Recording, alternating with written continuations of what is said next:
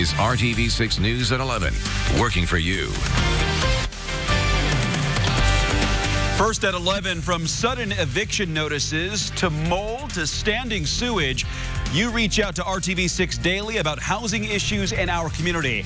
Our stories have prompted some landlords and property managers to fix tenant issues, but Indianapolis leaders want to offer more help. And that's why the city just announced a tenant protection and legal assistance initiative. RTV6's Cornelius Hawker shows you how this new partnership could make the housing situation better for everyone. But then when I seen the feces coming down, I'm like, no, I'm not touching it. It's like you have to beg them and crawl to get them to do anything. We cannot stand the smell. These are just 3 people we've talked to over the last couple of months who've had one issue or another with their landlords. In each case, these tenants told us they were given the runaround on when things were going to get fixed. Some folks finding out these issues weren't new to the place they were trying to call home. But if y'all knew about it, why would you move people over here? That's what I don't get. The villains here are not the many responsible landlords and property owners throughout our city. Rather, those few who have failed to hold up their end of the bargain. This was part of Mayor Joe Hogshead's announcement of a tenant protection and legal assistance initiative. The city is working with Fair Housing Center of Central Indiana and Indiana Legal Services. The goal of the project is to make sure that all tenants are informed of their rights and that those with meritorious cases against landlords have a real chance. The initiative will require all landlords to provide a notice of tenant rights and responsibilities to renters. It'll also launch a tenant information hotline to give out information/advice and create the Tenant Legal Assistance Project. That will provide free legal representation for renters who are taking their landlords to court over living condition violations. We've got to start somewhere, and I appreciate the city for starting that effort. Amy Nelson knows how poor living conditions and evictions can ruin the lives of people who are already barely getting by. She believes this initiative could become a model for cities struggling with renter-landlord issues. It's my hope that this will be a statewide movement and other cities will do something similar. Working for you in Indianapolis. Cornelius Hawker, RTV6. And this proposed plan is going to be submitted to the City County Council later this month. RTV6 will let you know the outcome of the vote. If it passes, the Information Hotline and Legal Assistance Project will likely start in the spring. Now to a story you first saw on RTV6. While residents of the I-70 mobile home park wait to learn when they will have to leave their homes, they're dealing with issues that have left the park looking like this. RTV6 reporter Cameron Riddle shows you the people who are still living there hope the health department steps in to help. If you didn't know any better, you would think a massive tornado just ripped through the west side of Indianapolis. But this is no storm damage. This is what's left of the I-70 mobile home park. Yeah, I've been hearing a lot of people saying that, friends and family and stuff that have come in here, and that's what they keep saying. It looks like a tornado or a hurricane come through here. While a number of residents have left the West Side Mobile Home Park, this is still the place multiple people call home, including Jeff Melton. I'm not sure exactly how many's in here. I was trying to count them the other day, but I don't know who all's still in here, but I know there's a lot of them still in here. Back in August, Melton was one of the first people to alert RTV6 when the owners of the mobile home park gave residents a notice to vacate. Since then, he's been watching this mobile home park literally fall apart. It's crazy. I mean, you know, we don't have no management here. Nobody to control what's going on here. As residents find other places to live, the mobile homes they leave behind become targets for scrappers looking to make money. Getting the aluminum, the wiring, stuff like that, making a few bucks. But, man, to leave it like this, so, I mean, if you're going to do something like that, at least clean behind yourself. Melton is still working on his plans to leave, but in the meantime is hoping the health department or code enforcement will order the land's owners to clean up the area before someone gets hurt. There's a lot of little kids in here come through the other day when I got behind the bus, and goodness. Working for you on the west side, Cameron Riddle, RTV6. Well, RTV6 has learned there is a conversation happening between the mobile home park owners and the Marion County Health Department. The health department says the landowners have requested an administrative hearing to address the violations issued, but will not say what those violations are. Now in the Storm Team 6 Tracking Center with Chief Meteorologist Kevin Gregory, we've still had some warmer temperatures, but now that cool weather is starting to settle in. We almost hit 50 today. We won't come close tomorrow. That drives home the point, right? You'll need your heavier coat. Last night at this time, remember, it was all about the fog, limiting visibility, quarter of a mile or less. Not an issue tonight, and we won't have 2-hour delays in the morning.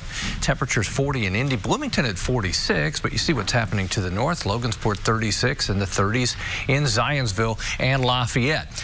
Just to show you my point, fog, not a problem anywhere in the state. Visibility's up 7 miles or more. First thing at the bus stop, it will be colder tomorrow, 26 degrees, and it will be windier, which will drive these wind chill temperatures down. We'll only manage 34 tomorrow afternoon, but you've got to dress for temperatures in the teens. That will be the feel with the wind gusting over 20 miles per hour. There's our game plan to hit 34 tomorrow afternoon. Some sun breaks through the clouds, but be patient. It may take a while. Changes that will impact thousands of Indianapolis students take effect in June. Today, the State Board of Education voted to give control of 3 schools back to IPS and integrate them into the district's Innovation Network school model. Under the IPS plan, Manual High School will partner with another education company, Crystal House, and Madonna Middle School will be operated by a new company, and Howe High School will close at the end of the school year. These changes will start after an agreement with Charter Schools USA expires. You can read more about the plan in the RTV6 app. Call 6 investigates reporting on Indiana's infant mortality issue is getting attention at the State House. Stephanie, I think the story that you did really helped push this issue forward. Call 6's Stephanie Wade has been working for months to uncover solutions to this serious issue. Governor Eric Holcomb announced in his State of the State address last night he supports a pregnancy accommodation law. Under such legislation, pregnant women could get more breaks in the workplace and temporary job restructuring. Advocates say those small changes can make a big difference. Particularly if you work at a desk job or in a field that's already really good about providing accommodations, you may not realize just how essential those breaks are, that ability to continue working to particularly our low-income moms. We are trying to keep them employed and safe. 2 bills have been filed in both the House and the Senate. We will keep you updated as they progress through the State House. An initial court appearance is scheduled on January 27th for the former president of Franklin College. Thomas Minor is formally charged in Door County, Wisconsin, tonight after police say that he used a dating app to send sexually explicit messages to someone that he thought was a 15-year-old boy. He was actually talking to an undercover police officer. Franklin College fired Minor Monday after investigators arrested him.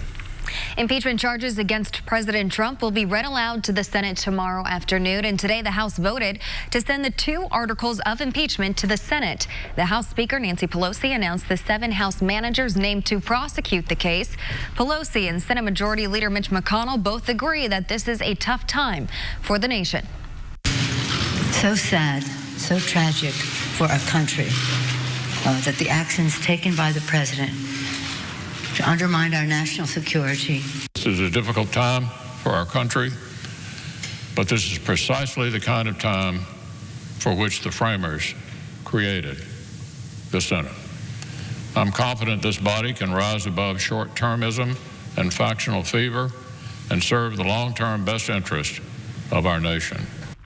After the articles are read aloud, the Chief Justice will swear in the entire Senate. The White House will then be formally notified on the pending trial. The end of the line is changing for the Red Line Rapid Transit route. Buses that went to East 96th Street and College will now stop at East 91st Street and College. Indigo says that's a better endpoint because of traffic issues at 96th Street and because it's more convenient to get to the bus battery charging station. A representative also says very few riders were going all the way to 96th Street. Construction is set to officially start later this month on another new apartment complex in downtown Indianapolis. Today, the city celebrated the groundbreaking of Block 20. The $20 million mixed-use development will be built on what is currently a parking lot on Northeast Street right next to the Athenaeum. The main entrance of the new building will be an area for artwork. Here, they will have a chance to take in the displays of public art, meet for a meal, grab a drink at the Rathskeller, all while admiring one of the remaining jewels of the 19th century's Indianapolis architecture. Construction is expected to continue into next year. Crews are finally back to work improving safety at an intersection in Fortville. There have been several crashes on State Road 67 and State Road 13. It is an issue we have been following since November of 2018. After drivers told RTV6 the intersection is dangerous. Work began in August to install a traffic signal, but it was not finished. We followed up earlier this month. The Indiana Department of Transportation said the contractor was having trouble getting materials. Last week, we found out INDOT developed a plan with the contractor, so installation is back underway. And if you're concerned about a traffic safety issue in your community, contact us at workingforyou@rtv6.com. She starts to take off. We go out there to kind of confront her, be like, hey, you fleeing the scene? And she's like, no. New at 11, the owner of a West Side business says a driver showed more concern for her purse than for people after crashing into his store. Houses of worship targeted by criminals. Why it's happening and what police are doing to prevent it. And a busy night on the hardwood with high school and college matchups and the Pacers playing too. You're watching RTV6 News at 11. At Dream Mattress Studio at Value City Furniture. This is RTV6 News at 11, working for you.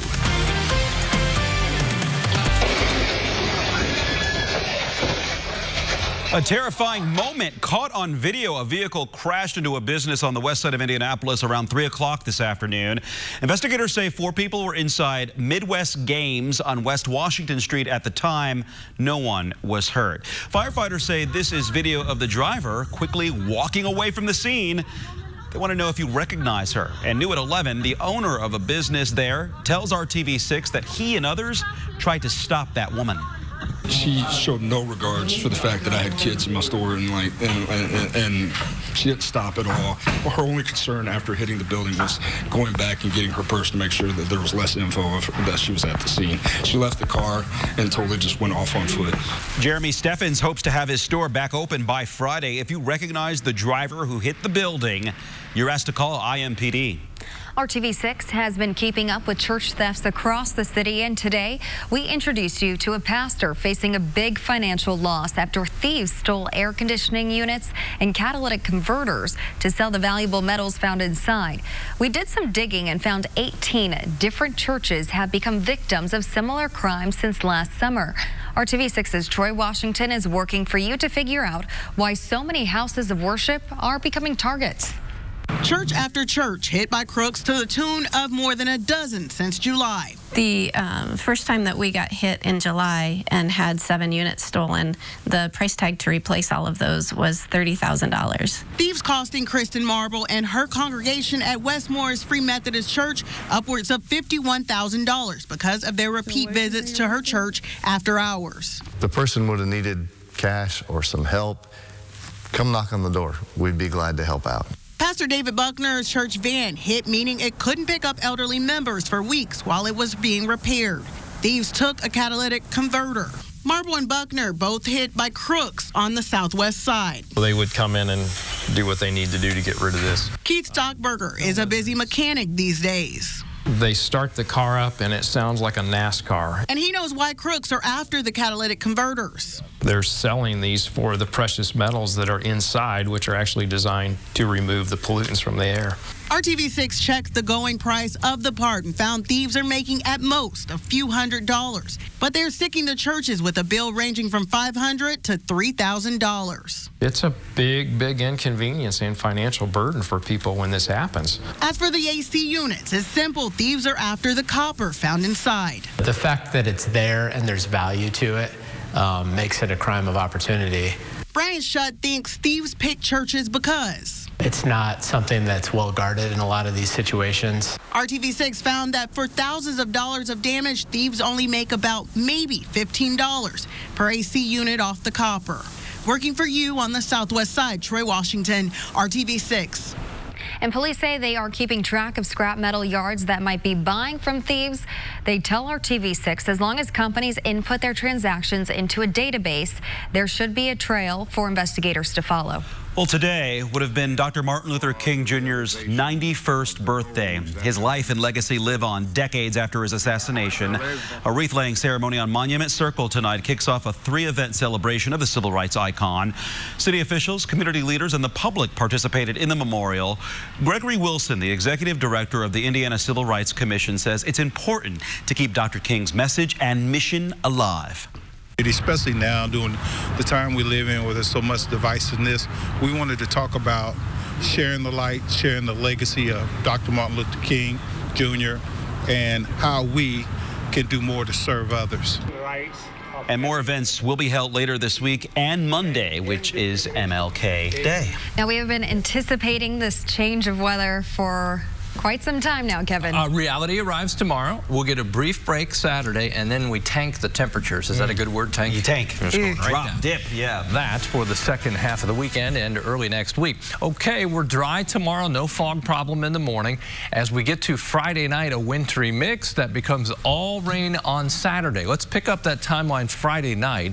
After 7 o'clock, between 7 and 11, we get a push of some snow, maybe mixing with a little freezing rain. So we'll call that a wintry mix. Then as we go overnight into the morning hours, we'll gradually shift all of this to rain as warmer temperatures arrive. Wintry mix lives on, though, in the northern portion of the state. Then by 1 o'clock, that will be leaving, and colder air will be arriving for the second half of Saturday. Look at this. 3 morning lows in the teens starting Sunday into early next week. As I mentioned, tomorrow, a different feel. 3 things that are different. Colder tomorrow, windier tomorrow, and we'll at least have some sunshine. 30 at noon. Afternoon temperatures just above freezing. That's where we should be this time of year, in the mid-30s. Friday planner, temperatures in the mid to upper 30s in the afternoon. We'll cool down as we get to Friday night, and then the early morning hours start to warm back up. 7 o'clock Friday evening, temperatures at or below freezing. That's why the wintry mix to begin. By the time we get to 7 a.m. on Saturday morning, temperatures above freezing, melting off any light accumulating snow or ice that we've had. That becomes all rain mid-morning. Then temperatures fall quickly in the afternoon and evening once the cold front goes through. As far as any accumulating snow, it'd be very light before it melts. Northern portion of the state could see a couple of inches as you get closer then to the state line with Michigan. For us, 49 degrees, that's the highlight of the weekend. Look at how noticeable that drop will be. 22 on Sunday. Very strong wind Saturday out of the south at first. Then a cold west wind gusting 30 to 40 miles per hour. May see an additional ½ inch of rain in spots just before the cold air moves into the state. We are dry Sunday through Wednesday. That's a nice stretch, much needed stretch of dry weather, but it's also cold, as you can see, at least until Wednesday, and then we start to heat things up. All about Hinkle tonight, at least locally, Dave. Yeah, what a night tonight for hoops all around the state. A lot of people checking scores, remotes, working overtime perhaps. We'll begin as they heated up Hinkle. 5th-ranked Butler, first place in the Big East on the line. Brad Brown was there tonight. If this is what the rest of the Big East season is going to be like, Butler's in for quite a trail over the course of the next couple of months. A big battle from start to finish tonight. Seton Hall takes it in the end, 78-70. A slow start for the Bulldogs in this one. Fell behind 9, 8 minutes into this one, but then Jordan Tucker hit 3 straight shots, sparked a 28-9 run. Butler went from down 9 to up 10. Kamar Baldwin led the scoring once again with 19 points. Some great assists to go with it as well. Some circus shots along the way. Butler still up 7 with 12 minutes to go. But when you've got a player like Miles Powell, Seton Hall will be in games all season. He scored 29 points, was just 9 of 23 shooting, but he brought the Pirates back to take the league. It was Jared Roden, though, that put the game away. His 3-pointer as the shot clock expired with 30 seconds to go gave Seton Hall the lead for good, and an 8-point margin in the end as Butler suffers its first Big East loss. We've had some adversity along the way, and they've handled it well. I think they'll handle it in the same manner. Our leadership's been tremendous. Now they're really going to have to step up and keep each other together and keep everybody focused. Butler's got another Big East game next week on Tuesday at Villanova. Before that, though, they got to go to DePaul. That game comes up on Saturday. At Hinkle Fieldhouse, Brad Brown, RTV6 Sports. Brad, thanks. Big Ten tonight. IU coming off that huge win over Ohio State at Rutgers this evening, but something about the road games of the Big Ten. Down 12-0 at the start. Justin Smith with the lay-in. IU led at 22-21. That was their only lead of the game. Loose ball goes to Rutgers. Caleb McConnell with the jam. He had 10.6 boards. IU down 7 at the break. And just what might be one of the dunks of the year, Rutgers' Geo Baker with a dunk over Joey Brunk. IU was 2 of 19 from three-point range, shot 32% for the game.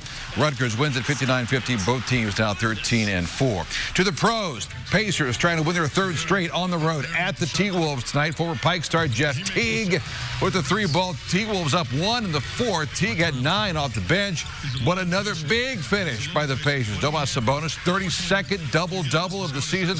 Season high, 29 points, 13 boards. Pacers up 2, and Malcolm Brogdon doing his thing. Good to have him back, right? 21 and 6 assists. Good guys win 104-99. It's a home and home. Same 2 Friday back at the Fieldhouse. And Hoosier Hoop Hysteria tonight. Quarterfinals of the Marion County Tournament. Lawrence North, Ben Davis, Lawrence Central, and Pike all advancing. Semifinals are Friday down at Southport. And a big one in high school hoop as well. Cathedral hosting Carmel. Greyhounds looking for their 4th straight win. Carmel in the Dark Unis. Pete Suter here with the take. Led by as many as 12. Suter had a team high 15, but fouled out in the end. 25 seconds left. Grant Togg with the 3. Tied the game at 55, and we're going to overtime. In OT, Vincent Brady gives Cathedral their first lead of the game as the Irish hang on in overtime, 63-60. Carmel now 7-4. Cathedral 10-2. That's the beauty of the state of Indiana this time of year. If you love basketball, you're in the right place. If you don't like basketball, I'm sorry. I don't know what to tell you. Racing season starts in March. It's almost there. Coming up, Taco Bell is making changes to attract and keep workers. The new benefits being offered by the fast food chain. Lazy Boy, live life comfortably. Hiring Hoosiers is an RTV6 initiative connecting you to education, training, and job opportunities. An industry that you may not think of as a career path is working to change that. Taco Bell just announced it's investing more in benefits and worker development. So starting this year, all employees can get 24 hours of paid sick time per year. There's a new program for workers who want to get leadership experience, and salaries for general managers could go up to $100,000.